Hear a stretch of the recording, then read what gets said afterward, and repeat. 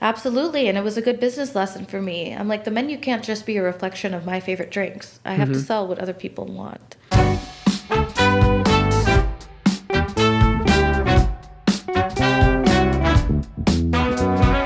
Hi, everyone. Welcome to The Empire Interviews, where we like to interview everyone from pastors to actors, rappers to trappers, and everybody in between.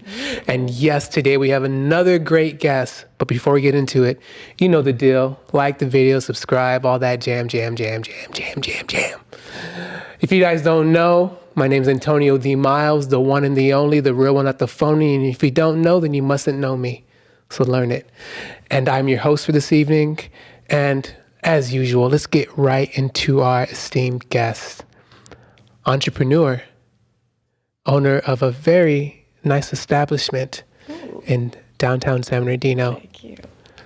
And that establishment is Viva La Boba, and our guest name is Tansu Philip. Welcome to the podcast. Hello. Thank you. Thank you for having me. I feel like a celebrity being on here. Is this close enough? I think so. Okay. Hi, everybody. Yeah. Go ahead. Hi, whatever. Hey. Hi, Mom. Hey, Mom. Better watch it, Mom. No, I'm just joking. How you doing? You are a celebrity, right?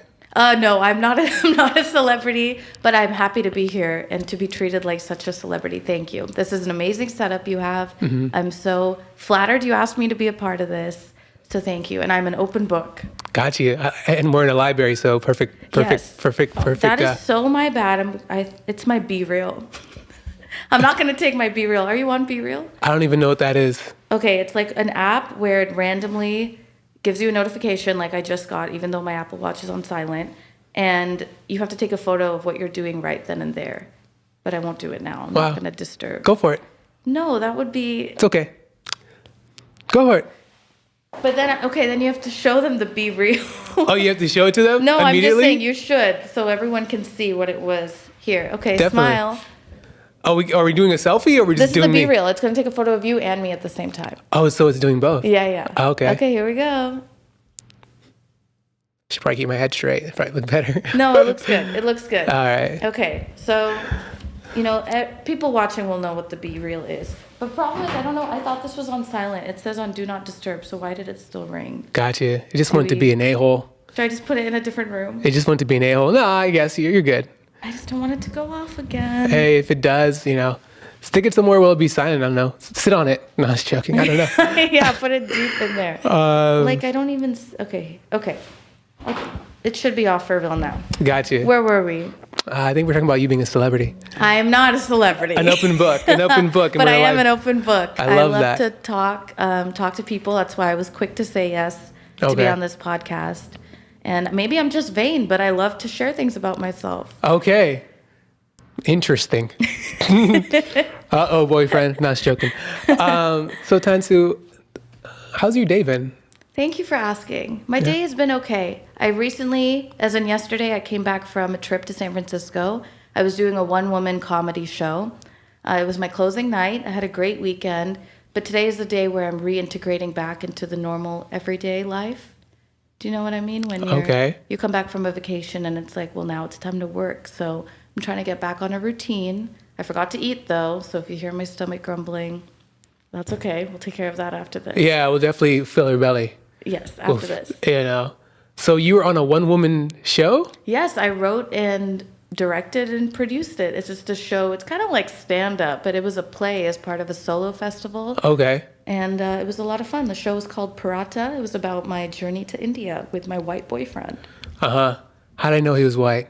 It's like, I live in Redlands. Oh, there you go. I'm like, I put no... I know white guys got a fetish, but anyway, that's. I would hope. I don't think I'm being fetishized. Anyway, was it a good San Francisco performance? I think it was a good performance. Yeah. I thought the first night went better than the second, so that shows that you don't always get better with time. Okay. But no, I think I just rehearsed more the first time because I was more nervous. We had a bigger crowd. And the second time I was like, I got this. And then I messed up a little bit. But I had a good time. I'm glad I did it. It was a big step in my acting career. Gotcha. So there's other things besides being a business owner that you do. You also pursue other things. Yes. Would you tell us a couple of other things that interest you? Yes, I would love to. So, in addition to running the boba shop, I'm an actress, so I was doing a show, and I'm a model. I do that for a few brands. Actually, a lot of the clothes I'm wearing was from a modeling gig I did. Sometimes they let you keep the clothes. That's one of the best parts about the job. That is the best part. Yeah. What else do I like to do? What did Drake say? Are you in Vogue? Yeah, exactly. If I was on Vogue, yeah, I would be on Drake's list. But every time I hear that line too, I'm like, damn, I'm not legit. Not on Vogue yet. What else do I like to do? I'm big into reading. Okay. And I just got a Kindle, so that's really helped me Got read you. more. You're gonna be definitely needing more glasses for sure. More glasses? Yeah, because of the screen. Oh, true. I have LASIK though. Oh, got you. Was it legit? Was it cool? Yeah, it was like being touched by Jesus. Like you Wow. can't see one day and the next morning you can see perfectly. It's just like Got you. very biblical. I don't know why every time I heard someone say I got touched by Jesus yesterday, and it still doesn't sound right. I don't know why. It depends on how you take it. It just sounds wrong. No matter. It's like Jesus touched me. Yes, I know. I'm like, oh. You know, I used to go to church a lot growing up, and I don't anymore, but I do miss the music. I thought that was probably the best part. That's how you get people is the music. Yeah, that's true. Yeah, because a lot of the sermons can Yeah. put you to no, sleep. and I never got anything out of any of the sermons, but the music was like a good, Good way to it's go. fun. Yeah, yeah. We got someone send this girl some Christian music for her. Yes, please. I would love a playlist. There we go. Spotify Christian music playlist. So Tansu, for people who may not know who you are and what you do, can you please tell us who you are and what you do? Yes, my name is Tansu Philip. I am a small business owner in San Bernardino and soon to be Redlands. Me and my co-founder, my boyfriend David, we opened Viva La Boba in 2019. So we had about a year of business before the pandemic. Okay. And I have my own things I also do outside of the boba shop, and so does David, the co-founder. He's in real estate. But together, this was like our passion project, and we specifically opened in San Bernardino because we wanted to impact this community positively. When we first started dating, he lived in San Bernardino. My boyfriend's a huge San Bernardino guy, very proud Cal State alum. He always is doing Yodi things. Shout out to you, David. Thank you. Shout out to David. He's very proud. And you know how we were talking earlier about how I can be hypocritical?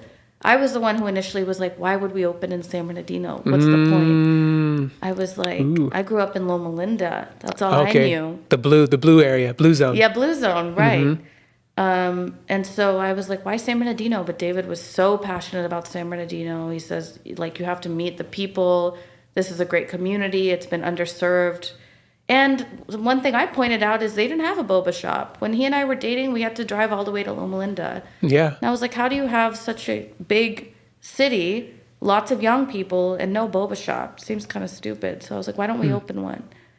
And I love that. Yeah, the rest is history. Cool. Shout out to you, David, for putting that in there, that mind, representing the community. We need more mindsets like that. Yeah, I agree. Definitely. And I really owe him because I was a big hater. I'm like, why San Bernardino? And he had so much faith. And I mean, we're still standing today and have customers because he had that vision of people need it and people will come. And like, we don't need to open in LA or a place where they already have so many resources. Facts. So I really respect him for that. One of the many reasons I love him. Oh, you might as well tell him. Yeah, I love you, babe. There it is. Boom. That's awesome. Especially, well, I'm gonna get into some other things. Sure. But I think that's cool, and I thank you guys for putting something into the community because it's always about realizing the need. Yes, I agree. And possibly serving the need. And, I guess the term, you kind of said it, build it and it will come. Yes. And so that's kind of cool how that happened. Well, thank you. And likewise, that's exactly what you're doing with this podcast. Oh, yeah. The Empire. So yeah, you can just catch on. Well done. But you're putting it, and I appreciate that you're doing it in San Bernardino. Yeah. We're currently here in the Garcia Center. Shout out to the Garcia Center, Jorge and Eric for connecting us to this. Superstars, right? Yeah. Great people. They are awesome. Great gentlemen. Can you give us a brief origin story of your life? Sure. Where you grew up, how you grew up, and how you ended up to where you are right now? Yes, I'll give you the quick version, otherwise Okay. we'll be here a while. I was born on June 2nd, 1995, Boom. I'm a Gemini, in Kuwait City, Kuwait, in the Middle East. Even though I'm fully Indian, most of my family lived in Kuwait growing up. When I was 2 months old, I moved to England. I lived there for 6 years, lived all over England. My parents were physicians, so they moved around a lot because they were young. They had to do their medical school, internship, fellowship, residency, all that stuff. Then we moved to Palo Alto in the Bay Area. When I was 6 years old, we lived there for 4 years. Then I was in upstate New York for 1 year in the 7th grade. And then in the 8th grade, I moved to Redlands. Well, I moved to Loma Linda. And I lived there until I graduated from high school, which is the longest I'd lived in any one place. Gotcha. Which is why I really am a big proponent of the Inland Empire. At the end of the day, this is where I'm from. Okay. And then I went to college in Orange County. I went to film school. And after that, I moved around from San Francisco to LA. I was working in TV. And then in 2019, I opened Viva La Boba. And that is a brief origin story. Yeah, it's probably the fastest one we've had on the podcast since. Wow. So basically, I guess you can call yourself, people would say like military baby, where they like, oh, he's Military traveling. brat, yes. Always Another traveling? term is third culture kid. Third culture kid. Yeah, TKC. Oh no, TCK. TCK, Okay. where you kind of grew up in a lot of different places until you have an identity crisis and you don't know where you're from. Ah. Do you have that? Yeah. Oh, yeah, I have that. Okay. Because I feel the need to explain all of these things when people ask where I'm from, because it doesn't make sense to just say, oh, I'm Indian. Because also, what about all the time I spent in Kuwait and the way I align with that Middle Eastern way of living? And Facts. then what about the fact that I'm an American? But I spent so many childhood formative years in England, so I have some British tendencies to me. Gotcha. And then my name is also Japanese and Turkish. It's not Indian, so I like to talk about that. I'm not just, from any one place. Gotcha. But if I had to say I would say I'm from the Inland Empire. I like that. Cool. How did you get the name Tansu then, if it's Japanese and Turkish? Do you know? Great question. My mom said she wanted like a different name, and the Turkish prime minister at the time, who was on the news a lot, I don't think for good things, but she was on the news a Hilarious. lot. Her name was Tansu Philip, and my mom was like, that's a cool name. And my mom also doesn't have an Indian name. Her name is Ruby. So I think she was just Gotcha. like, fuck it. We already don't have any traditional names. My brother's name is Tristan. Okay. Yeah, not one Indian name in sight. I'm hoping to bring back those Tradition? traditional names when me and David have kids, because I don't want the Indianness to just completely die out. There's a lot Gotcha. in the name, as you were saying earlier. Yeah, we're talking about some stuff about names off camera. Isn't ruby the sign of currency in India? That's a rupee. Close. Aha. I'm talking ruby like a jewel. Yeah. Okay. Rupee. Okay. A rupee, yeah. Interesting. Do you speak any other languages? No, good question. I can speak a little bit of French, but barely enough to get around. And I'm fluent in English. That's about it. I don't speak any Indian languages, and I regret not learning, but I would also like to point out I was never taught. Got you. Do your parents speak? Yes, but they only spoke English at home. So I kind of, I'm a little bitter about it. Low key, yeah. Right? Because if they had just spoken our native tongue, it's called a language called Malayalam. It's Okay. a South Indian language. Then obviously I would have picked it up. But my grandparents only spoke to me in English. So how was I supposed to learn? Another thing I'll make sure my kids know. Yeah. Maybe force their parents to, because I think, even going back to my grandparents, my grandpa never taught my aunts and uncles and my parents Spanish. Oh. And at the time, because they didn't think it was important. Right. English is important because we're going to be in a world to speak English, so we might as well. What's Spanish going to do for you? Yeah. And I respect that mentality. You know what I mean? They wanted us to succeed. Exactly. That's why they were like, why not? Why bother? Yeah. But this also comes back to another thing we were talking about off camera, which is that traditionalism and new ideas can live together. There's a way for it to live together in harmony. We don't have to completely not know Spanish just to know English. Why not both? That part. And now, because it could benefit us so much more having it, and it's just different when you speak a different language. You know what I mean? Yeah. even Britain and stuff like that. Like the British English is different from American English. Totally. Yeah. You know? When I say pass me the torch, do you know what I'm talking about? Sounds like a fire, a lighter or something. A flashlight. Oh, okay. So, but I would say torch growing up, and people thought I was like gonna go like storm a castle or something. Gotcha. They're like, what? Like, What do you need a Tansu. torch for? She's pissed off. We have to call Mr. Philip. Your daughter she's wild. She's wild. So Tansu, out of all the types of businesses you and your boyfriend co-founder David, correct? Yes. Why boba? Great question. The simple answer is that there was no boba in San Bernardino. So David originally was thinking just a coffee shop. Mm-hmm. I don't drink coffee, so I was a little biased and was like, why not a boba shop? There's not already one here. We have to drive all the way to Loma Linda just to get it. Yeah. And we love boba, obviously. But I think it's important to clarify that I'm not obsessed with boba. I think it's okay to open a business for something you're not obsessed about. Interesting. I think a lot of people are like, I did this because I'm obsessed. And it's like, it's okay. You don't have to be obsessed. You can just really like something. Facts. I don't let this stigma of if I'm not obsessed, I shouldn't do it, stop you from doing what you want to do in your life. Super facts. So what are you obsessed with? Oh, I'm obsessed with my dog, Simon. And the most dogs. the I just Chihuahua. met a dog outside. Yeah, Okay. Simon the Chihuahua. But any dog, I'm quick to be obsessed. I'm obsessed with television. My Okay. excuse for why that's okay, why that is okay, is because I have a degree in television. Okay. So it's like A BA? a BFA Okay. in television and broadcast journalism. So Bachelor's it's in only Fine Arts. natural. Yes. Okay. It's only natural I would watch a lot of TV, even though I graduated a long time ago. That is a good excuse. I like it.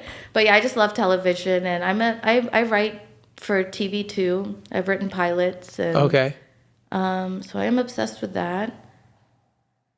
I'm obsessed with eating food. Gotcha. These are my main common interests. Gotcha. Dogs, food, and TV. Yeah, that's me. That's in a 3 homebody words. right there. Yeah, she's like, and a couch. We just need a TV and some food. Yeah, I'm halfway there. I'm actually pretty simple when it comes to enjoying life. You know, how has being in the industry and dealing with the industry as far as the film industry, how has it changed your perspective from what you thought it was to what you've experienced so far? What a good question. I grew up like most people who want to pursue entertainment with a very optimistic attitude because you were allured by the bright lights and the fame and, you know, Hollywood, right? Yeah. It's like people who are like, I want to be an actor or a singer or a dancer. Like some part of you just loves the idea of being famous, and that's okay. You don't have to say like, I want to be an actor because I just really respect the theater. It's okay to say it's because you want to be known and famous. That's fine. Okay. But the way it's so different than what I thought is that you can be the most talented person, and that doesn't mean anything. That doesn't mean you're going to do well. It's not an industry like medicine where really excelling will make you a great doctor. Got you. In entertainment, you could be the best dancer, the best singer, the best podcaster or actor, and still never find success. So that's how I thought it was different. Nothing is guaranteed in this industry. Yeah. You don't have to be the best to make it. It's so much of it is dependent on chance and circumstance Yeah. and luck and hard work, of course, but I'm just saying you never know. Gotcha. Networking? Networking is huge, yeah, and maybe more of it than talent. Facts, because I definitely do see a lot of talentless people out there, Exactly. you know. Exactly. But I also have this thing where I learned, which I believe everybody deserves what they get.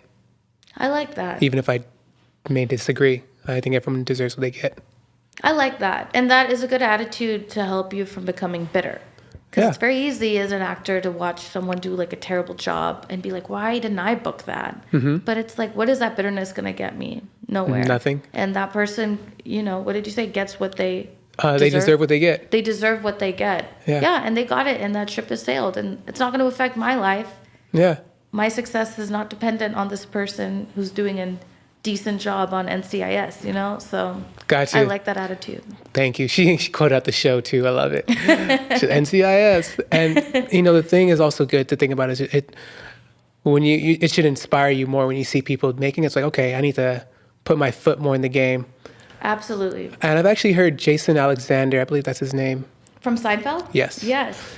I saw a clip where he said, the industry's different now. And the way you have to do it is like, you can't really ask, like show up and say, hey, let me be on your show, blah, blah, blah. What you have to do is you have to find directors, find cinematographers, find people, and then build it yourself. Absolutely. And then you create something, and then people will see you create something, and then they'll put you in something that you want to be a part of. Absolutely. I agree. You know? And I've In a done nutshell. that. My friend and I, who's also an actress, we paid money to hire two people, like a team, to make a little reel clip for us. Okay. And we got someone to write the script, and we hired these guys, and we saved our money to pay them. And I called in a favor with Jovi's Diner. She let me use her diner as a set. And I did a call for extras, and I paid them in Viva, in Boba. Gotcha. And we did it, and we shot a scene, and now it's on a reel. Boom. And you just got to keep doing it. Right? I think that's another big thing about this industry, or in anything, is consistency. Yeah, Right. which is also the hardest thing. I will say, I will admit that I am pretty much a lazy person. TV dog food. Exactly. It's insinuated. I'm a pretty lazy person, and so consistency is difficult, but every time I'm consistent, it pays off, Yeah, definitely. which sucks. She's like, but I don't want to. Yeah, I don't want exactly. to. So one of the things that I really like about Viva La Boba is that you guys have this thing, which I'm certain you still do it, where you offer like these 2-for-1s for people like students, teachers, and like first responders. Yes, we do that. Why and how did the idea come about? Oh, good question. Well, I don't want to act like a saint or anything. When you open a business, you need to find a way to get people through the door. And so a lot of businesses that I go to often have deals like this. And so I was thinking, what's a way we can get people through the door? What's a way we can do buy one, get one? We could have done it for anyone, but I specifically wanted students and teachers and first responders for a few reasons. Students, because when I was in college, I was so dependent on student discounts. So I remember even back at Chapman, even before I knew I would ever own a business, I always thought, I want to find a way to pay back all the people that helped me out when I was a student and had a student ID. I love Because it. that came in clutch so many times. Facts. And so this is one small way for me to do that. Teachers, because I have a lot of teacher friends who are severely underpaid, especially for all the bullshit they've been through. Have you seen the show Abbott Elementary? Yes. I love it, and I think it's a very accurate depiction of how teachers are treated and Okay. their challenges and what they have to struggle with. I can't say firsthand, but I do have a lot of teacher friends. Gotcha. So I definitely wanted a discount for them. Shout out to, I can't think of her name. Quinta Brunson, Okay. Yes. Shout out to you. shout out to her. Yeah. I aspire to be like her. Gotcha. She's very smart and talented. And first responders, I can't remember if we always had first responders or if we added that during COVID. I Okay. think we added it during COVID. Okay. Cool. So good way to support those people and to get people through the door. Exactly. Yeah, Right. it is a business thing at the end of the day, but I specifically do, of course, want to help out students, teachers, first responders. Yeah. I think those are people who could use a little discount. Gotcha. Maybe dog lovers will be another added treat. Well, we have free puppuccinos for dog lovers. How, can you explain what that is to people who may not know? I'm sorry, I have some allergies. I'm getting a little nasally. It's okay. Go ahead. Can edit out my snorting. No, Okay. do you, girl. Thank you. If you want me to get, if you need a napkin or anything like that, I let me think I'm know. okay. I think I swallowed all the phlegm. Okay. Okay. That's not disgusting. It's disgusting. So I told you, open book. Hey. Puppuccino is also known as a pup cup at Starbucks, but we're not here to talk about Starbucks. A puppuccino is a little cup of whipped cream with a dog treat on top. At Viva, we add a little dog treat on top. Okay. So if you bring in your dog, we'll give you one. And we'll ask to take a photo of your dog and put them up on our pup wall. Gotcha. of Oh, so fame. it's not even for the person; it's for the dog. It's for the dog. Yeah. Oh, yeah. snaps. I don't give a fuck about the Got you. person. What if the person says like, I identify as a dog? They're allowed one. Okay. Who am I to discriminate? Got you. I love that. But like, can you make it like human though? Like I taste mean, for- it's whipped cream and a dog treat. I'm not Okay. going to stop you from eating it. It's for human. sure. Got you. It's You can edible. eat it. It's edible. It's yeah. edible. Yeah. Okay. Do you going along with like the discounts and the stuff that you guys do? You guys do discounts for like every sign, like Virgo, Capricorn, Aquarius. Oh, yeah. I'm glad you know about that. So this is something I launched last year. I called it the Zodiac collection. I have like a little Gemini tattoo. I wouldn't say I'm super into astrology, but like Gotcha. I enjoy it for fun. Okay. And I have some friends who feel the same way. Shout out to my friend MK, Milena, who like pretty much got me into Zodiac and astrology stuff. Yeah. Anyway, so I got the idea that we should have like a themed drink for every Zodiac during their time. And that way it aligns with their birthday. For example, when's your birthday? January 20th. Oh, happy belated birthday. Thank you. Are you a Capricorn?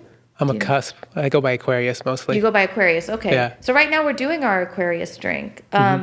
But the idea is you get to go into Viva on your birthday or during your birthday season, during Aquarius season, and you show your barista your ID so they know you're legit an Aquarius. Yeah. And then you get a discount on the drink. I think it's a 10% discount, Okay. which is the biggest discount we offer, except for baristas who get 30%, I think, for family and friends.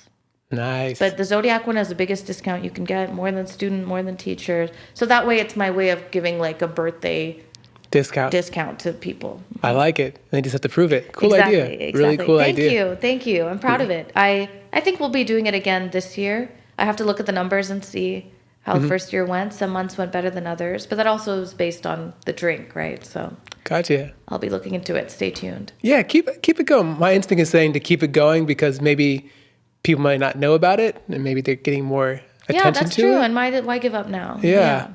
It's kind of I'll like, probably you keep had an idea and I tried it once and now let's give up. It's like Keep going. Yeah.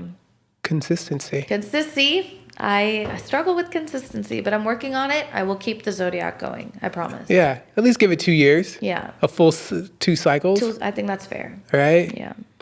I have to bring this up. So do you think Zodiac stuff is legit?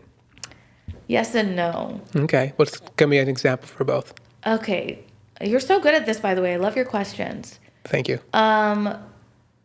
What do I believe in it? I will look up Gemini traits or qualities, and I will genuinely relate to what I read. But someone like David, who very much does not believe in this stuff, but humors me, will point out... Boyfriend and co-founder, by the way, Yes. just to catch you guys up. Yes. He will point out to me, okay, but if we read anyone's astrological chart, you could make it apply to you. And I agree, right? But this also comes down to belief. Like Zodiac and astrology is also related to Hinduism. I was raised Christian, but there is some relation there about, making certain decisions based on your star sign and your horoscope. That's huge in Hinduism and in India. So a part of me is like, it's as believable as any other religion almost, like Christianity. Which, again, hypocritically, I don't really believe in any organized religion. But that's what I mean by yes and no. Okay. Maybe I don't think it's legit, but I don't want to say it's not legit for someone else. Gotcha. And I have a tattoo. Like, obviously, I've picking and choosing the fun parts that I think are cute. That part. Yeah. Oh, no, you called that. Yeah, I did. I didn't know what would make it fall, though. Gotcha. How did you know? I was just like, I think it looks angry. And It was hangry. angry beavers. So one thing that I disagree with the Gemini thing, and I think David's kind of on point with it, at least the Western version of it, because I don't want to compare Western versions of it to Eastern versions of using the stars and the skies to like actually align with like Osiris and the galaxy Milky Way or Sirius B. So that's kind of where and I think it's actually been proven scientifically that the Western version of astrology or zodiac signs is not accurate. It's just kind of done for make people feel good. Or bad. Yeah, however you want to look at it, but it's ironically, but I guess not surprisingly for those who may know, it's mostly women find it attractive, and things like that. I know that because in my marketing, when like for Aquarius month, I market specifically to women between ages 18 to 40. What else did I want to say about the Zodiac? There's no right answer, ultimately, is my final answer. Okay. And what you believe is valid. And what anyone else believes about it is valid. Because for some people, they just need something to believe in. Yeah. And I don't want to make those people feel like they can't. Yeah, I think we all need something to believe in. And I think it's better to believe in something than nothing, because I think then you're hopeless. I agree. And that's why I've kind of, like last year, I was getting so annoyed with people who were very religious. And then I kind of just had a moment where I was like, what's it to me?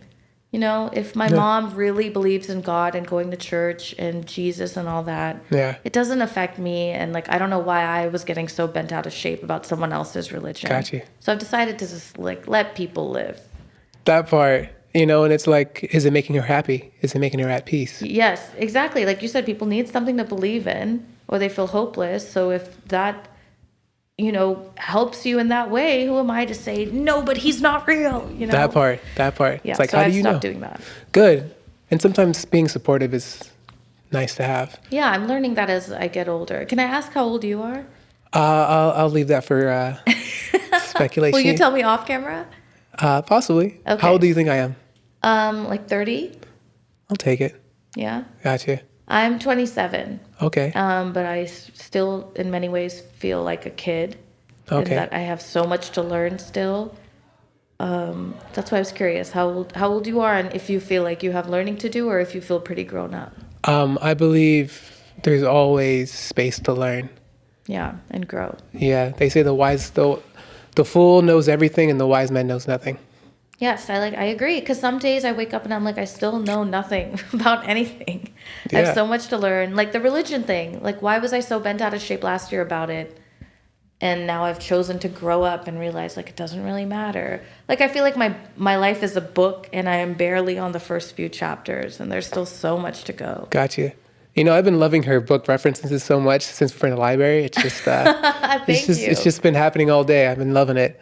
You know, back to Viva La Boba. I noticed that you guys have live music. How'd that come about? Oh, but that was one of the things I wanted to do from the very get-go. So we're located in a breezeway. Mm-hmm. So there's plenty of room to have events like art walks and live music. And I did not want to let that opportunity go to waste. So from day one, I was like, how can we get entertainment here? And I have a background in entertainment. It's only natural that I want to work with other performers and artists. So actually at Cal State San Bernardino, David was very happy about this. A trio reached out to us. It was a professor there, I think. Dr. Knopp? Was it a jazz trio? It's a jazz trio, yeah. Probably Dr. Knopp. Okay, yeah. I can't remember now the names because I haven't gone in. It is, yeah, Colton Knopp. Dr. Colton Knopp. At Cal State San Bernardino? Yeah, it is. Dr. Bob Knopp, yeah. Yeah. Is he tall? Oh, Bob. I thought his name was Colton. Is it tall guy? I haven't met him. Oh, okay. That's all the time. So I want to say it's I can't say. I'm going to have to look it up. Gotcha. But on a Tuesday evening, once a month at Viva La Boba, free, live, local jazz trio. Gotcha. And we're very happy to have them. They're on a hiatus right now because it's cold. Mm-hmm. When it gets warm again, we'll have that. And we also have art walks once a month. That's not just a Viva thing. That's many different organizations behind that. Okay. But we're lucky that it happens right in front of Viva. We do trash cleanups every few months. It's been a while. We should do another one, either at Sukhumbi or just in the local area to keep our community clean. Gotcha. You guys just go out and just clean? Yeah. Okay. That's it. We'll give you the trash bags and the gloves, and we have pickers, and we'll be right out there with you. And then we have a BIPOC Artist of the Month program that you can apply to. Every month we have a new local BIPOC artist display their artwork. Can you explain what a BIPOC artist is? Yes, a Black, Indigenous, or person of color artist. And we tend to skew female identifying or not non-binary, but of course open to male. Mm-hmm. That's just a personal preference as a woman of color. Okay. But obviously I want to see everybody's art. So we have that program and we've been doing it for three years now. So we've shown, what's 12 times 3? 36. We've shown 36 artists. And hopefully many, many more to come. Definitely many more to come. Thanks. And shout outs to the work that you're doing. The trio is like Miguel Martinez on bass. Yes, okay. Yes. You know the trio. And Gomez, I think, on sax. I think that's the last name. I just have not had the pleasure of making it to any of these because I'm usually in LA on the days they do it. Mm-hmm. I can't remember what it is. But when they come back, we might be doing a new day of the week. I'll be there. Gotcha. So if you want to come meet me, come to the jazz trio. Boom. She's saying it right here first, folks. So That's true. call her out if she's not there. Yeah, if I'm not there, DM me and be like, where are you? So speaking about Black Afro-Americans and people of color, I noticed your logo. Is that you? No, but I get that question a lot. Yeah. It is not me. I can see how someone might think it's me. Yeah. But it's not. The instructions I gave the artist was I want someone who's brown for sure. I want her to have a nose ring. She originally was skinnier and I asked for her to be a little chubbier. Okay. What else did I ask for? I wanted her to have dark hair. Have you seen on National Geographic how they've done like a study on what the average person will look like in 200 years? In America or just globally? Globally, because eventually everyone will be mixed. It's like a brown woman. There's a photo that they show. And I was kind of inspired by that. I was like, I want the every person of this local area, not white girl Susie and her blonde hair as the representation of Viva La Boba. Boom. She coming for you, Susie. Susie, it's on site. But it's really a conscious marketing choice that I've made that we never have any. We don't really have any white people in any of our branded merchandise. It's always brown, Black girls.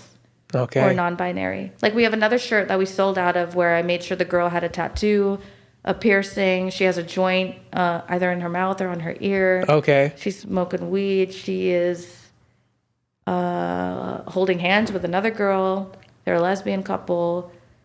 These are all things that maybe people don't think about but are important because as someone who has not been represented growing up in the media or in things that I've seen, I wanted to make sure my business was that.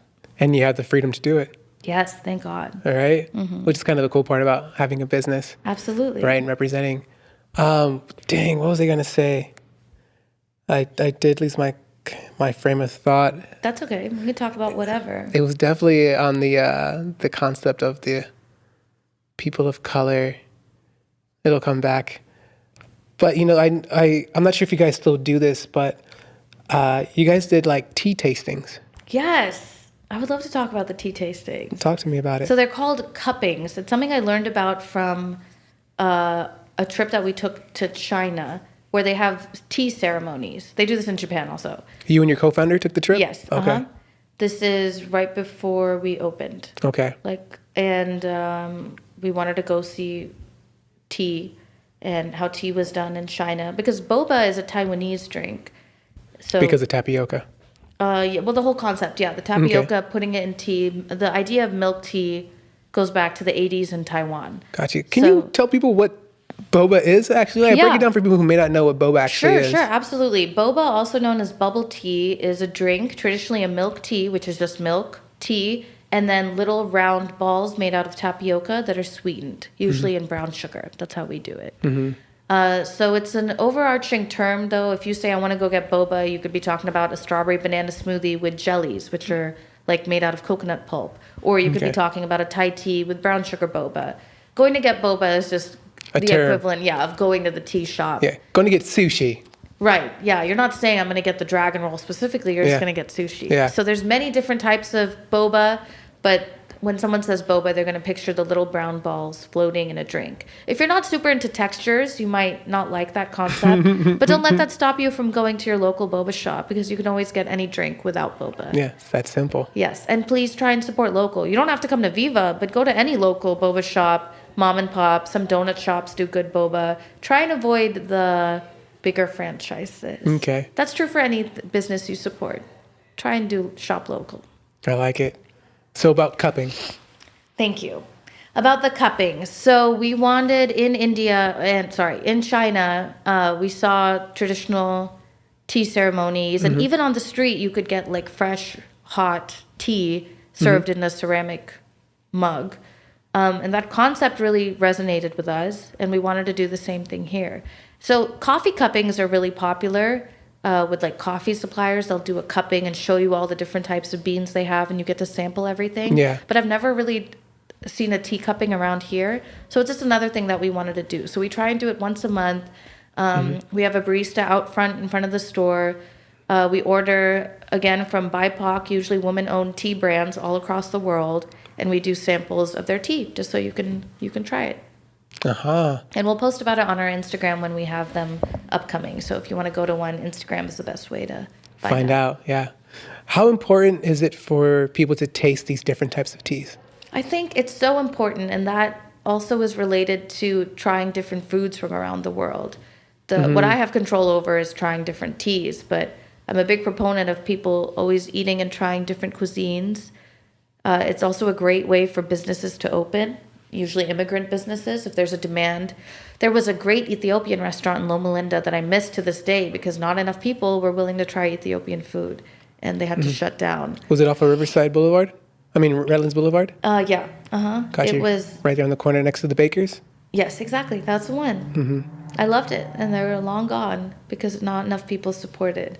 So I think it's important to try different cuisines, and trying different teas is a part of that because you can try teas from all over the world. There are some extremely high quality, expensive teas that actually do taste different than the shittier kind of teas. Facts. So it's nice to sample different things. It's a whole world out there.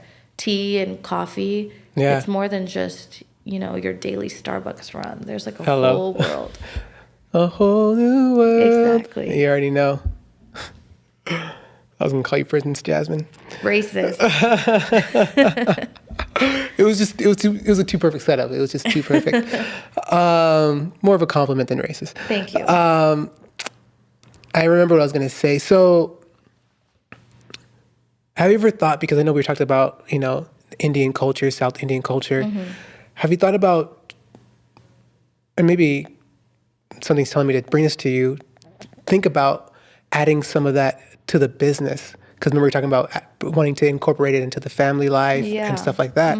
So would it be a good idea to maybe incorporate some imagery like that into the business? Maybe some of the taste, if you don't already have it, like in the teas, into the business, et cetera, et cetera. I would love to. So here's the only reason I'm struggling is because we're called Viva La Boba, another conscious decision we made because we wanted to be a mirror of the local San Bernardino community, which is primarily Hispanic. Okay. That's why we went with Viva La Boba. And now I worry if I try and infuse my Indian heritage or David's Jewish heritage, that as a brand, we feel kind of all over the place. But maybe this worry is just an extension of the identity crisis I go through. And I'm just reflecting that back on the business. Maybe people would be really receptive to the brand being about everyone. Viva and our Hispanic influence because of the community, Indian influence because of me, Jewish influence because of David. Yeah. I'm hoping people would be receptive to that because in that case, I would love to infuse more of the culture into the business. We are planning on opening a second location that can offer food, hopefully, because that's something we can't offer in our current location due to constraints. Yeah, the spacing. Yes. Maybe in the food I can offer, there's so many good Indian street foods that are easy to grab and go that would work in a boba environment that I would love to expand more than just our chai, which is right now the only Indian influence we have. Gotcha. Because, you did mention a lot about people of color and women of color. So the community would be right. They would be receptive, right? That would be that. Or your community, your background community as far as Indian, South Indian, the culture, would fit into that bracket of people of color. Yeah, representation. You're right. Right? Yeah, I like it. Thank you. Of course. And we had to meet today for a reason, you know what I mean? Yeah, so that is the wisdom that's being imparted. I remember what I was going to ask you because we talked about you wanted to make sure that the girl was darker skinned for the logo. Absolutely, yes. A little bit chunkier. So you said you also model. Yes. Right? So with those type of things in place, does that make it difficult for you? Have you seen any difficulties as being a model who, from what I was told and seeing, they want models to look a certain way, be a certain height, be a certain weight. Is that a thing? So, yes and no. Okay. Yes, for other people, maybe, or for sure, because I've heard about it and seen it. But for me personally, never. And in fact, I had more work when I was heavier. Interesting. And this has been so good for my self-esteem and in general and growing up. And it made me realize I really am living in the right generation because I've only ever been applauded for my body type and how I look. And my agent has never asked me to like care about what I eat. If I said I have to send her measurements every month, if they ever go up by inches or anything, I never care because I know she doesn't care. So I think Wow. if you're surrounded by the right team, your management, your agent, and they're never pressuring you to look a certain way, you will succeed. Because I was at the height of my career booking this brand when I was heavier. You want to shout out the brand? Yes, this is Hot Lava. I will forever owe them for my modeling career because Rachel trusted me from day one to do it, even though I had no experience. I am their number one fan. I am almost always wearing Hot Lava. Both these jeans and this jacket is Hot Lava. I love that brand. They're so inclusive for sizing. They go up to really big sizes, which a lot of brands don't. That's why my answer is yes and no. Obviously, there are like supermodels up there who have spoken time and time and again about how they've been discriminated against. So I know it's a problem, but for me, it has never been a problem. And I'm so grateful that I can eat however I want and look however I want and not worry about gaining or losing weight because I was getting booked anyway. And thank God that means society is changing and is more receptive to bigger and darker skinned models. This also relates to India in a way because there's a big movement about being fair-skinned and lighter. In India? Oh, yeah, since I was a kid. Like, the lighter you are, the prettier better you are. Yeah. That's always been a You can thing. see it in the caste system. Exactly. But even, I mean, my grandma, my mom would try and make sure that I didn't get too dark. And putting on It's a thing. sunscreen wasn't about protecting myself. It was about not getting darker. Yep. Yeah, and they had products that they called Fair and Lovely. That's all about making you whiter. Just really terrible shit. I understand they were victims of this idea. It's not totally their fault, but it's something I am never going to think twice about. I don't care how dark I am. Yeah, it's we're going to go there, folks. Yeah, so if you guys don't know, there's a thing called the caste system in India, and it's based caste as CASTE. And basically it's kind of related to like class system. Exactly. And you'll notice a lot that top of the caste system are whiter, lighter skinned Indians. And usually the darker ones, most of India is people who are dark. So that's just, we're just going to put that out, right?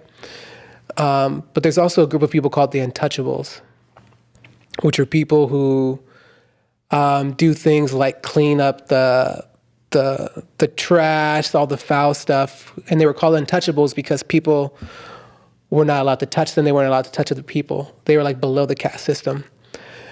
And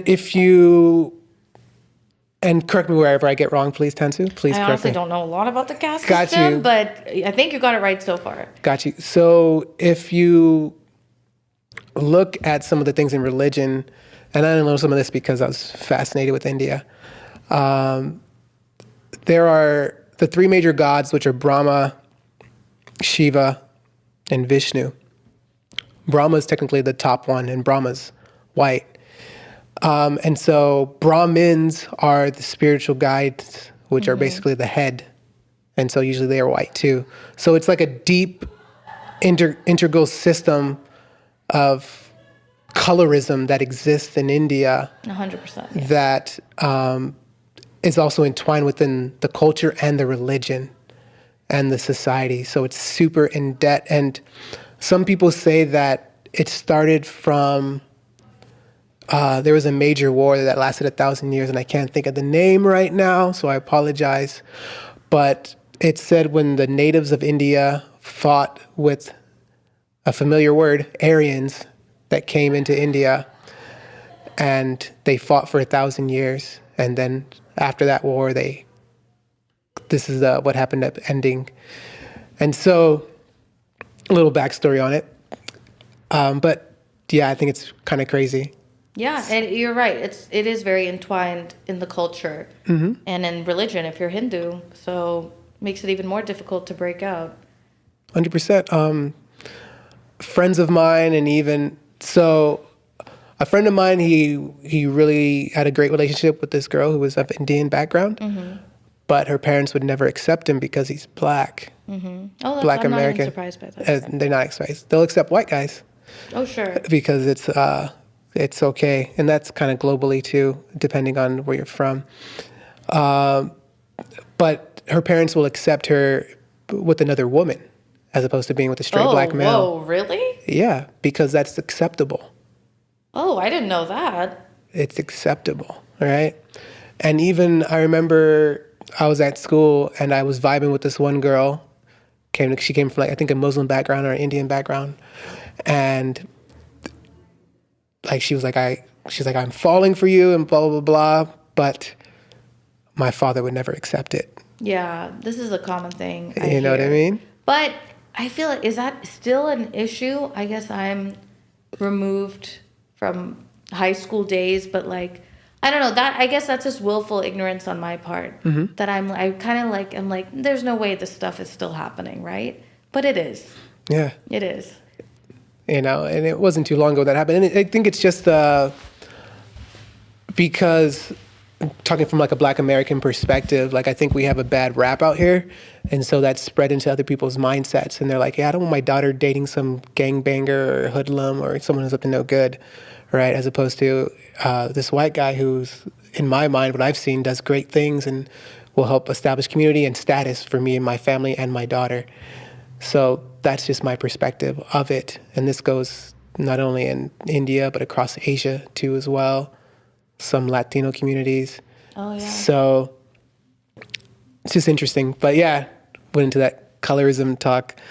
But, you know, we talked about you having a picture of a girl smoking weed. Yes. Right? Yeah. So do you put CBD into your drinks, or can you offer it? Yeah, we offer it. We won't do it secretly or Got anything. You. Oh, give it to her. Yeah. No, we offer it. Yep, we do. How, why, and how and why? So I would say I'm a pretty big stoner. Okay. I started using it medicinally when I was maybe in college, which sounds convenient, right? That I wouldn't. I also used it recreationally. There we go. Let's just be honest. Sure. But I really did start medicinally because I had a lot of acid reflux issues that started in high school, and I was on a lot of medications and did a lot of procedures, and it wasn't working. Gotcha. And the acid I couldn't control, but it was the nausea that would really, it started to ruin my life. Like I would throw up a lot. I had to pull out of sports because of it. So it was starting to really negatively affect my life. And smoking weed, sometimes not even enough to get high, just like taking one hit of a pen was enough to get me out of that nausea funk and be able to go to class that day or be able to do one of my hundreds of extracurriculars. So I really used it as a medicine for many years. But I figured out along the way that I'm not very tolerant of alcohol. Okay. That would kind of trigger my nausea. So Definitely. I never really drank. I gave that up in college. And now I'm California sober. I only smoke weed, and if there was a way to offer THC at Viva, I 100% would. Gotcha. I believe that day will come one day. Yeah. But in the meantime, at least I can offer CBD. My boyfriend's mother is very reliant on CBD for her pain management. She has fibromyalgia. So even her being able to come in and order a boba drink and get her CBD in it has been so cool and helpful. So I really believe in CBD as a medicine. That's why I wanted to offer it. And THC, but I can't offer it. So Gotcha. One And day. how does the community respond to the CBD? Everyone has been positive. The people who buy it are the ones who you can tell use it often. I have noticed a lot of people are scared, of course, and are like, is this going to get me high? But I use that as an opportunity to inform and say, no, even your kid could have it. It's FDA approved. Gotcha. It's not going to get you high. Of course not. We're not there yet. I would have checked your ID first. But I also say it's not mandatory. It's just if you have found a way to incorporate it into your lifestyle that helps with pain management or anxiety, it helps for and a lot of people come in to buy a few packets at a time. It's not just, put it in my drink this one time. We're kind of like their supplier. For We the use CBD. a specific brand, that really is tasteless, which is what's so important. You can put it in any drink without compromising the flavor. Gotcha. We It's did a like lot a of roofie. testing before we found it. Pardon? It's like a roofie.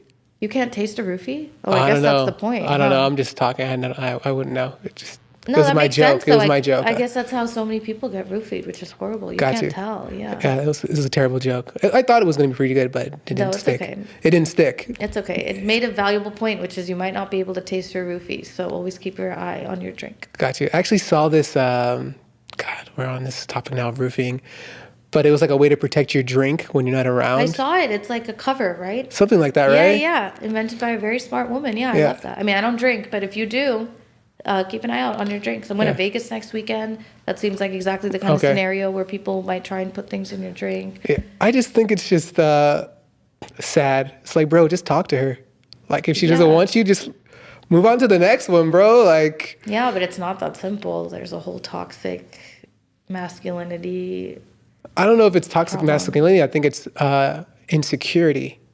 Because if you're masculine, then you realize, oh, I don't need to force a woman on me at all. That's why it's toxic masculinity. It's insecurity. Only an insecure man would do something so low. Sure. I definitely don't believe they are secure in themselves. Yeah, that's true. Yeah. You reminded me of something now that I was going to say about body positivity. That's what we were talking about earlier, right? Yes. Mm-hmm.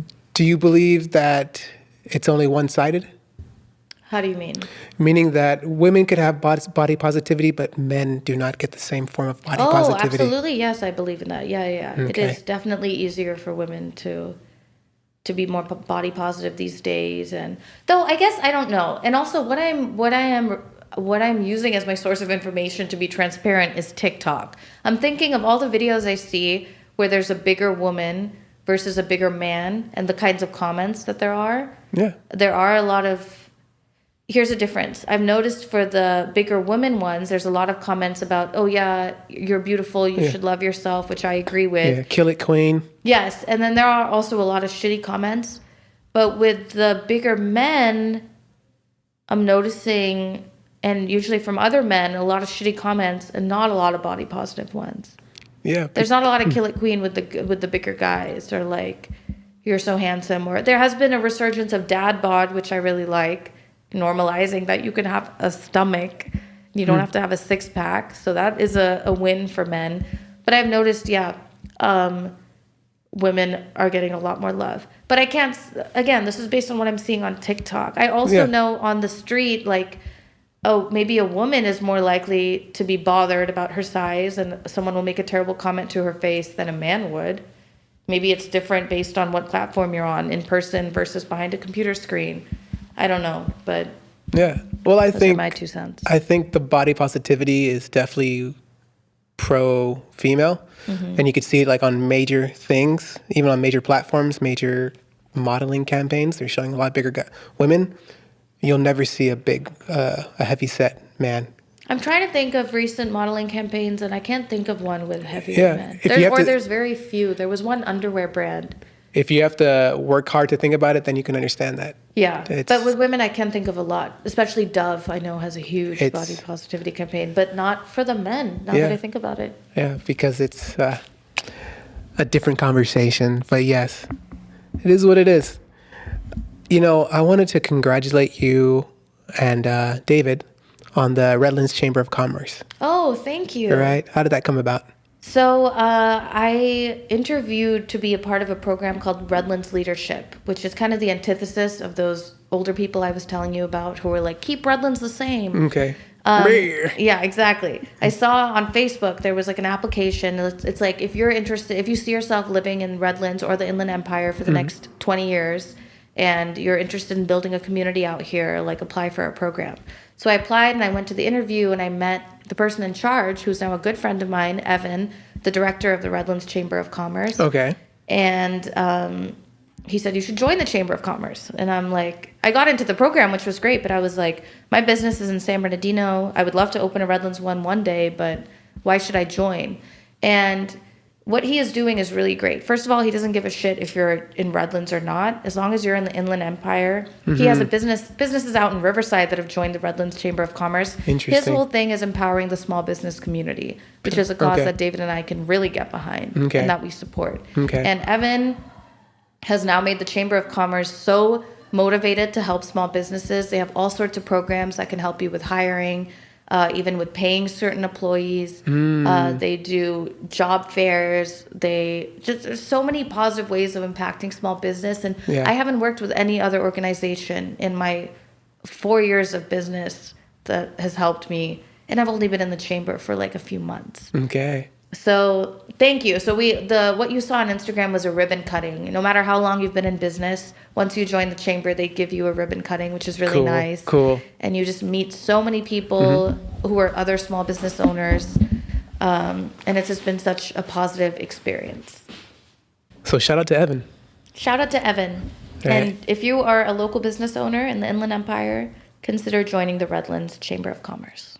Awesome. And they help with finding grants too, possibly, and things like that? Absolutely, yeah. Okay. They've sent me opportunities that I've applied for. It's just nice because no one else has done that. San Bernardino Chamber of Commerce, we asked them about doing a ribbon cutting when we first opened, and they were like, we don't do that. And I've just never heard from them since. It's hard when you're a small business owner to find a community of people who understand it.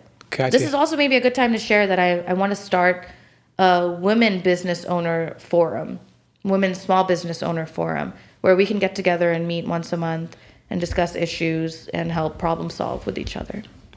Something I'm looking to start in 2023. Okay. It will happen. Thank you. You know, I've learned something. I've been hearing something, and I'll talk about it. I'm all for the women empowerment, but I've noticed it's been doing it so much that I feel like they're forgetting about the men. And I mostly see it from Black women and women of color, mostly Black women. I see the whole thing where like we just want to help women, right? I'm gonna consider you a Black woman because you're a Black woman to me. Oh, interesting. Okay, I would be honored. According to Marcus Garvey and other Pan-Africanism, they would consider you as well. You guys can fight and argue that if you want. Yeah. I don't want to start anything. So like I said, I'm all for the whole Black women movement. I mean, the helping empowering other women movement. Sure. I think the issue, what happens is that it becomes so strong that they forget about men, or they completely exile men. And I think that problem is that when men create businesses, they don't exile women. Don't they? No. You don't ever see, okay, we can go back to like the NIMBY version of, but I've never seen a male business say, this is a male only business. They don't have to say it. It's often implied. I think you're assuming that. I think it's an assumption. Maybe the roles that you might be seeing, but most businesses function well with women involved. Of course. Right? I would say any business, you're going to need a woman involved. Yeah, and most businesses have several women involved, right? Sure. But what I've been seeing a lot is that these businesses are saying, we just only want women. But legally, they can't do that. You literally just said, I just want to only support women businesses, right?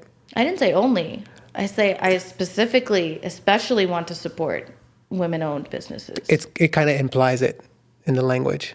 Oh, interesting. Right? The language implies it.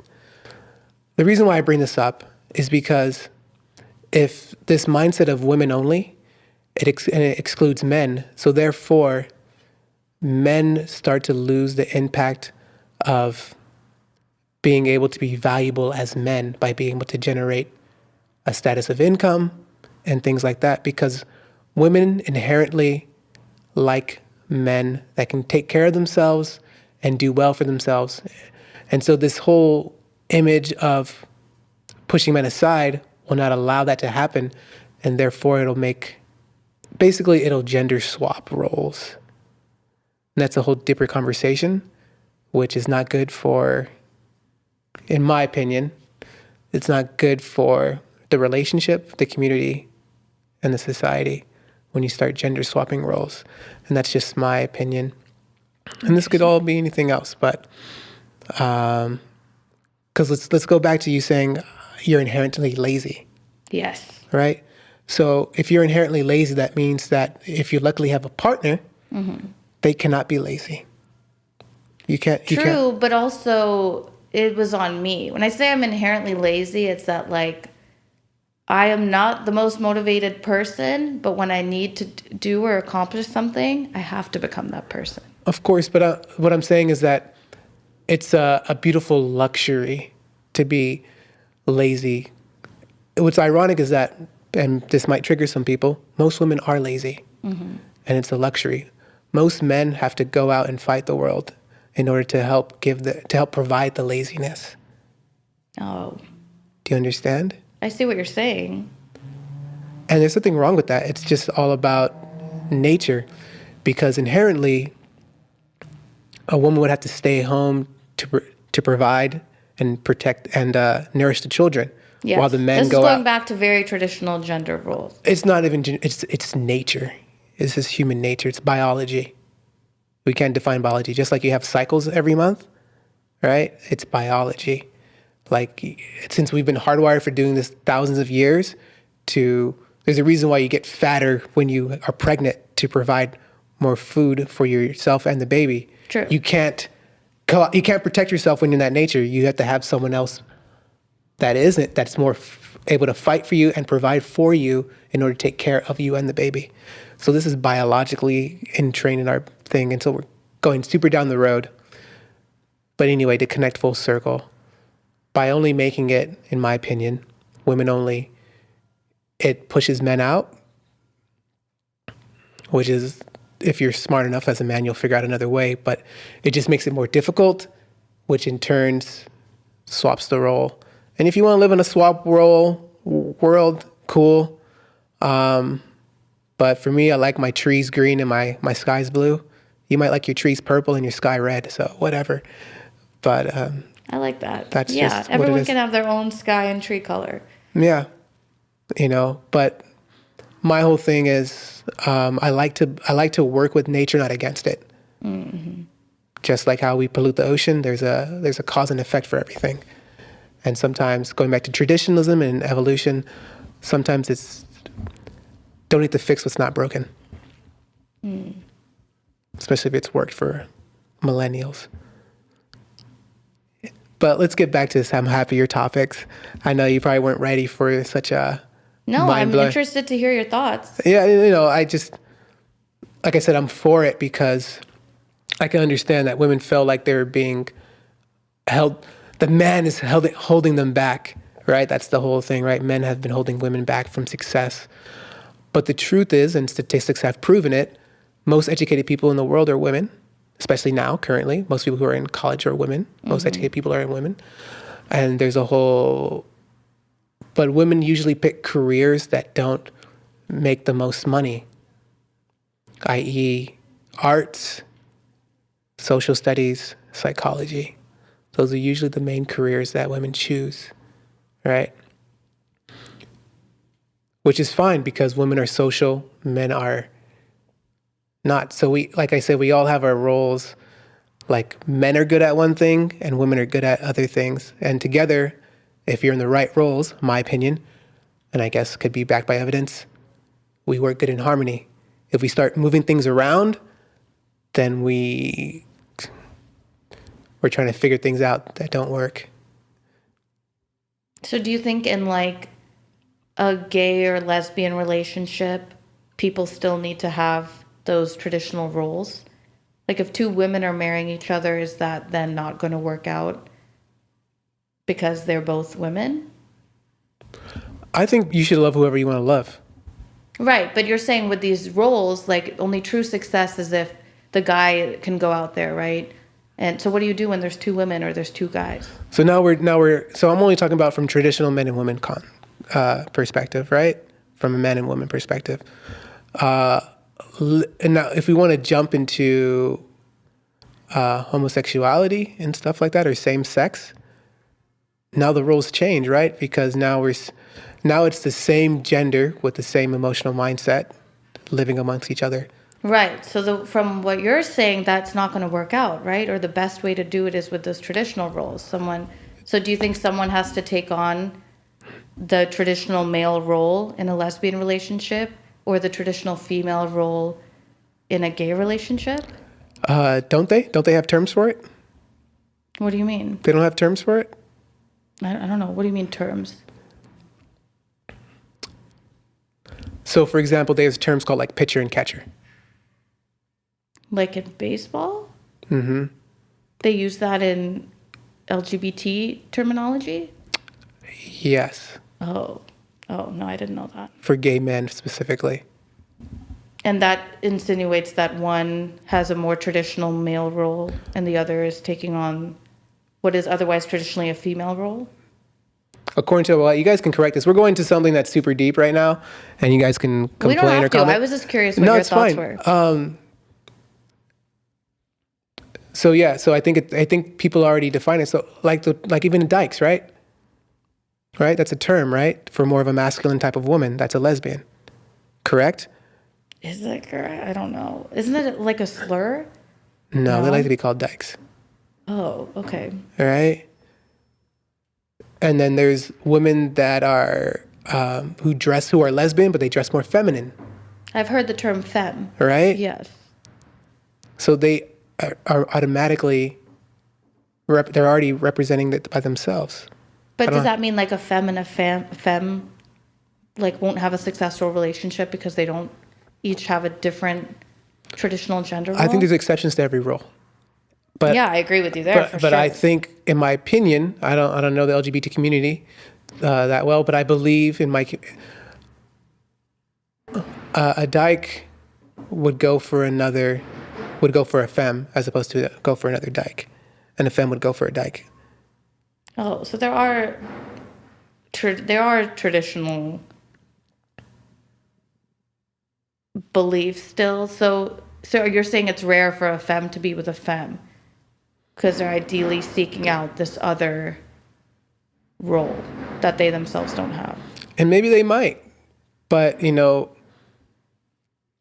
so what's unfortunate about lesbian relationships is they're the most domestic violent relationships out of all relationships. Oh, I didn't know that. Yeah.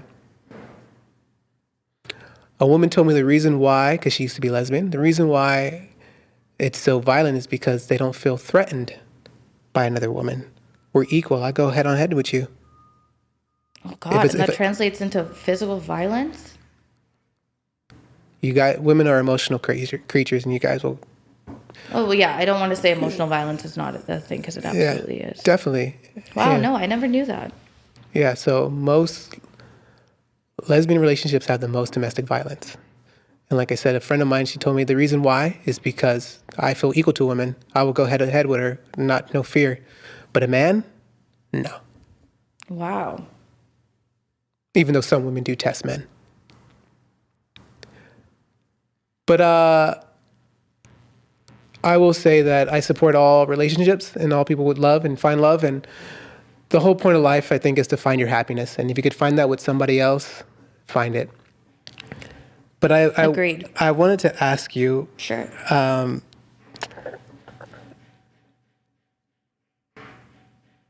yeah, that's right. Your favorite drink that you guys serve. Oh, this is a good question. Yeah, what's your favorite drink? I have it, and I have a name for it. If Okay. you go and ask for the Tansu Thai tea special, it's a Thai tea, which is a very traditional boba drink, probably our bestseller. I make it with brown sugar syrup instead of fructose. I get it with brown sugar boba, always. I add crushed Oreos and seafoam, which is a salted heavy cream.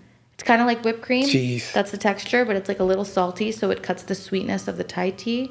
And I drizzle some extra brown sugar syrup on top. That's what I get. Though I don't have much of a sweet tooth, and it's a very sweet drink. I only get it once in a while. Okay. And I recommend you only get it once in a while unless you want to deal with diabetes. It's That part. not good for you. It's not good for you. Her favorite drink is diabetes, she's saying. I love it. What's the crowd's favorite? Thai tea and strawberry banana are our best sellers. Taro. Have you heard of taro milk tea? I've heard of taro, yeah. It's a purple root. And it's I don't think it's naturally very sweet because I tried experimenting. I'm pretty anti using powders. Okay. There are very few drinks we use with powders. It's only taro and matcha. But that's because when I tried using an actual taro root and blending it down, even adding sugar, it just didn't taste good. Okay. I didn't even want it on our menu, but it is one of our, so many people love taro. It's a huge thing in the boba community. getting a taro milk tea. So it kind of tastes like cereal milk. Okay. Which I'm not against it, but it's not one of my favorites at all. Not even my top 5, and people go nuts for it. That Isn't is it crazy? Isn't it crazy how something that you think wasn't gonna sell sells? Absolutely, and it was a good business lesson for me. I'm like, the menu can't just be a reflection of my favorite drinks. I have to sell what other people want. That includes drinks I'm not gonna like. That part, yeah. It's not about you. It's about them. Exactly. Yeah. When you said my favorite drinks, I thought of the song "My Favorite Things." Like from not Mary Poppins, Sound of Music. Yeah. Oh, yeah. These are a few of my favorite teas. Yes. These, I think we have a new reel for you to do. These are a few of my favorite teas. When people ask, that's how I should say it to them. I'll be like, well, I'm glad you asked, and put on like a skirt, tie my hair in 2 bows, and start singing. I like it. I think it's a reel. I think I see an Instagram reel for it, or a TikTok. Add it. Definitely. Put that note in the book. I will. Thank you. How do you guys come up with the names? Because I saw something that was called cotton candy recently. Oh, yeah. Well, the cotton candy, it looks and tastes like a cotton candy. Okay. It's blue raspberry and raspberry. But there are some other fun drink names we have, like the Redlands Blossom is an orange latte because Redlands is big with oranges. The IE Sunset and Sunrise, that's the Inland Empire Sunset and Sunrise. Look like sunrises and sunsets, but I specifically wanted it to be the Inland Empire one because I think we have the most beautiful ones. Boom. The San Bernardino Sling is a twist on the Singapore Sling. It's a blood orange and pineapple green tea with caffeine-free blue tea. We're very community-based, so I wanted a lot of Inland Empire representation even in our drinks. That's super cool. Thanks. And you said you experiment with them but yourself? Like you experiment making these drinks? Oh, yeah, every day. So that's the best part of the job is just trying different drinks and ordering different syrups. And right now our Aquarius drink uses a yogurt powder that makes your drink taste kind of yogurty. Okay. Excuse me. God bless you. Like froyo. Gotcha. So I wouldn't have discovered it if it wasn't for a barista who said, what about yogurt powder? So lots of new things always on the horizon, which is very fun. The job is ever changing when it comes to recipes and drinks. Ooh. So, it might be something new in the next couple of months. Yeah, always. There's a thing that I wanted to ask you, which was, what has been your biggest, and I guess you can also maybe bring David's opinion into as well, and it could be in the business or not outside the business, but what has been your biggest setback or like roadblock, and what have you learned from it? I think, I don't know if it's the biggest setback, but the one that immediately comes to mind is working with the city of San Bernardino. Okay. I thought because there are so few businesses in San Bernardino that are doing well, and there's clearly a need for successful small businesses, that they would be very open and willing to work with us, and they would be expedient and motivated to get us to open our doors. Yeah. And that was not the case at all. There was so much red tape. There was so much nitpicking over unimportant things. Like what? Give me an example. Like working with the health department was really difficult. It was hard to even get an appointment. If you get an appointment, sometimes they would cancel. And these are things that you need to get done just to open your doors for day one. Yeah. And working with the city of San Bernardino, they weren't very responsive. I understand that they're understaffed, but I would say it's really difficult to open a small business of any kind when you work with cities who are not motivated to see small businesses succeed. Of course. And that became very apparent to me. And I would say maybe that's the first setback that comes to mind because it was the most surprising one. And that was maybe my own naivete, but I was like, they'll be so excited that we're trying to do something. Of course they'll help. And not at all. It's so difficult. Interesting. So that could probably... The issue that you face, probably other businesses trying to start here face and just and gave up. Yeah, I don't want to deal with it. Yeah, and I don't blame them. It's difficult to be patient when the actual city you're trying to open in is making it hard for you to open at a certain point. Yeah, I can see why they would be like, you know what, I'm over it. It's not worth it. Maybe I'll open somewhere else where it's easier. Yeah, I'll go next door to Redlands or something. Yeah, and if it's easier, we're in the process of opening a store in Redlands, so I don't know yet if they're difficult or easy to work with. But from what I've heard from other small businesses in the Chamber of Commerce, they're a lot easier to work with. I can imagine. Well, if you're already in the chamber, that says a lot already, right? Right. They even already have a motivated chamber, so clearly that's a reflection of their environment. Yeah, you're totally right. Oh man, it's unfortunate. It is, because it's a societal thing that is stopping the integral success of so much in San Bernardino. Yeah. It's a governmental, not societal, it's a governmental problem. Yeah.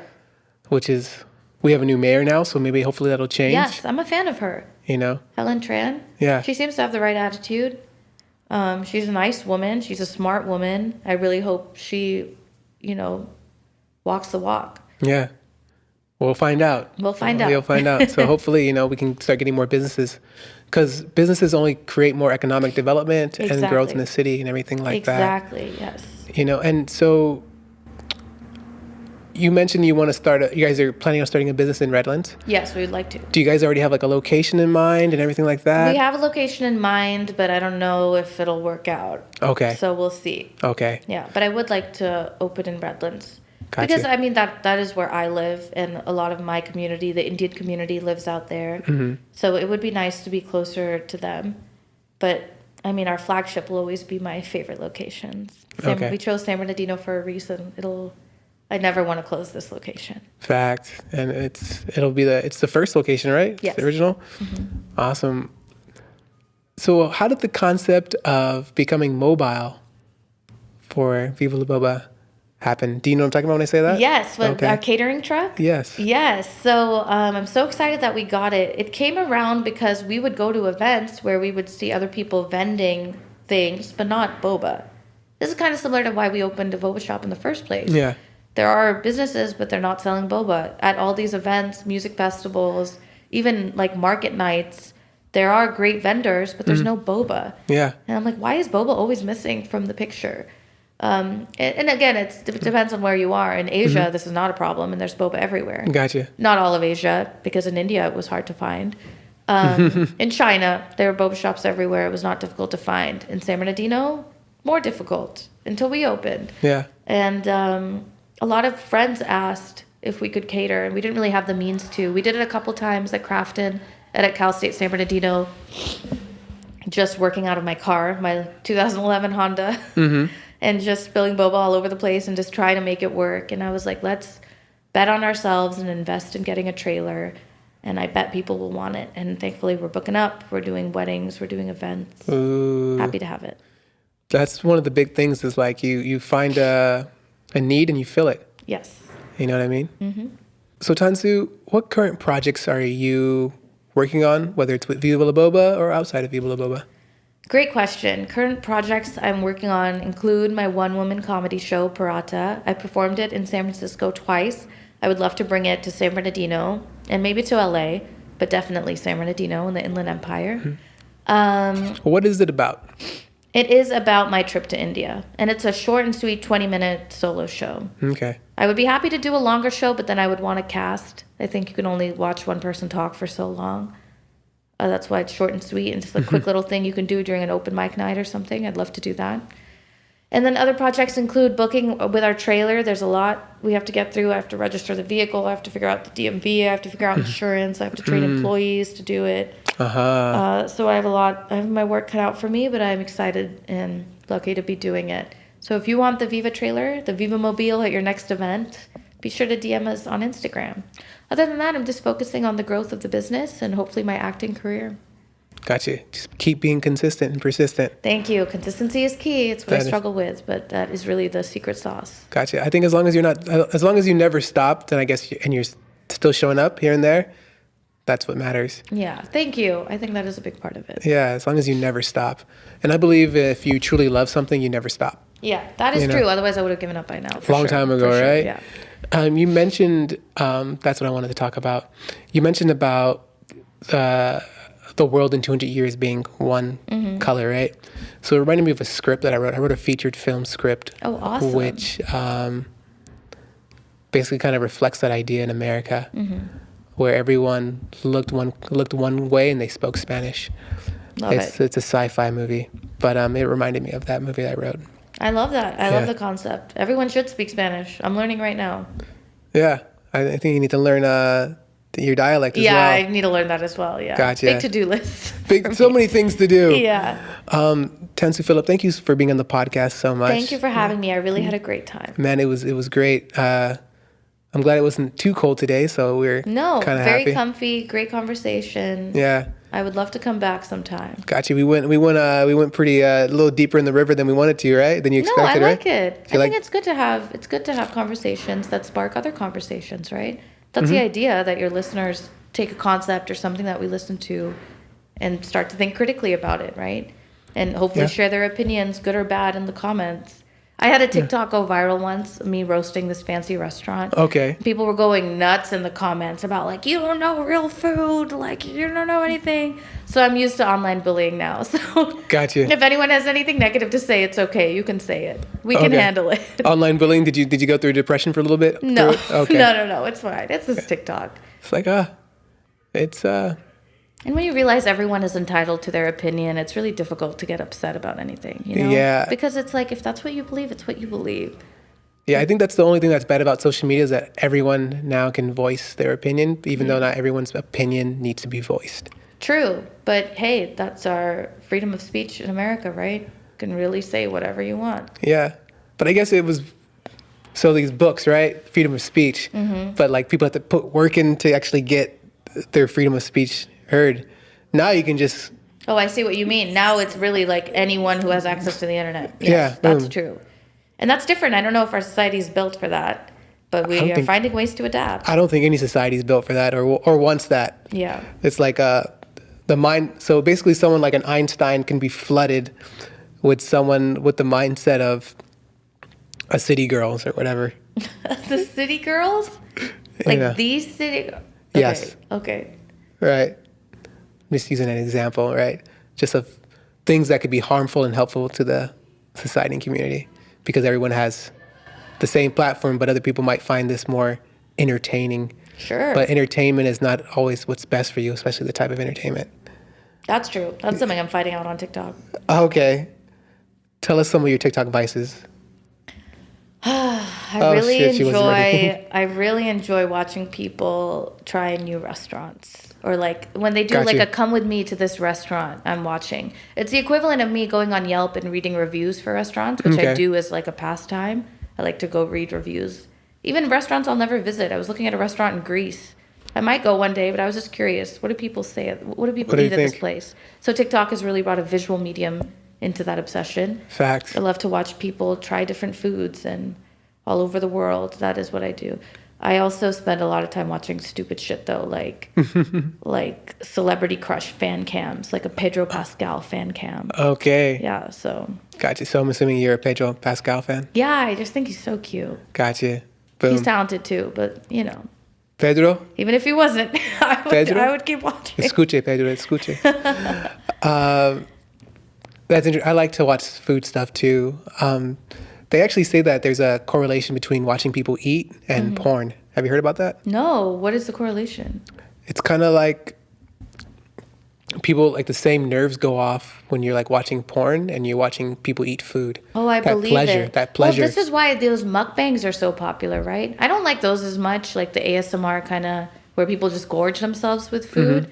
But there's a reason it took off. Obviously, there's some kind of, like, people are getting addicted to that kind of content. The and ASMR? That would make sense. Yeah, ASMR, but specifically of people eating. Okay. Which, again, I can't handle the sound of people chewing and that kind of thing. Not quite my thing, but there's a huge market, so I believe that correlation. Yeah. Think about next time you watch people go to watch food and eat it. Think about how you feel when you see that. You might be like, that looks like that tastes good. Yeah. No, I believe that. Yeah. So there's supposed to be relation. And I heard that the ASMR is really big for like autistic people. Oh, I have heard that. Right. Yeah. Which is kind of interesting. Yeah. So Tansu, Miss Philip, let's say 100 years pass by, 150 years pass by, 250 years pass by. What would you like your empire to have looked like? Whether it's just Viva La Boba, acting, anything that you have done, what would you like your empire to have looked like? Great question. I would hope that people would like look back if someone came across me and read about me and would think, oh, she was responsible for the business that did a lot for the community.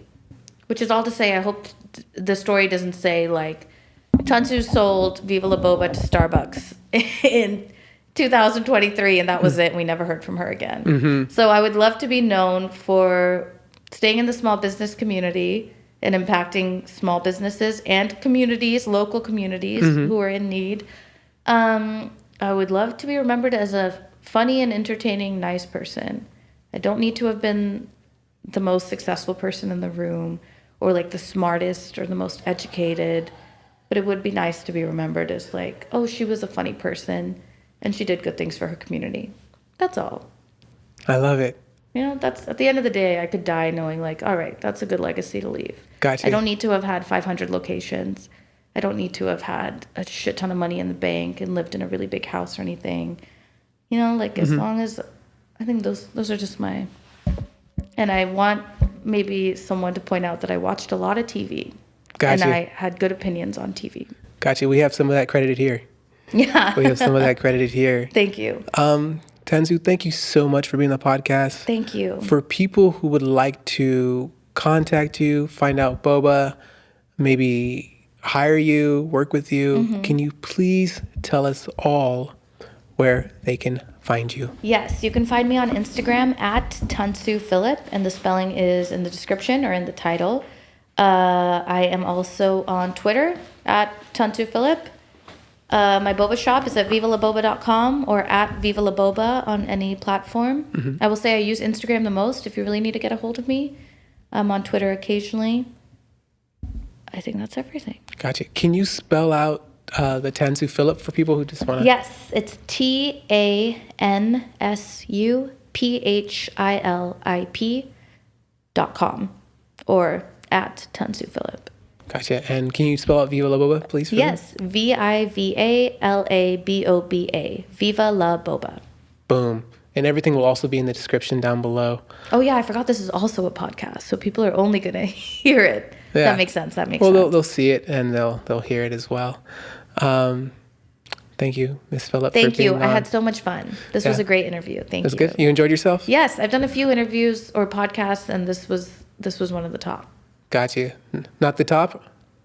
One of the top. I'm biased because I was a guest on my favorite podcast ever. Want to give them a shout out? The Doughboys. Doughboys. Shout out to them. Yeah. Gotcha. But this is second. Hey, we'll take it. And I'm only biased because that's the show I listen to every single day. Hey. I'll start listening to yours. Hey.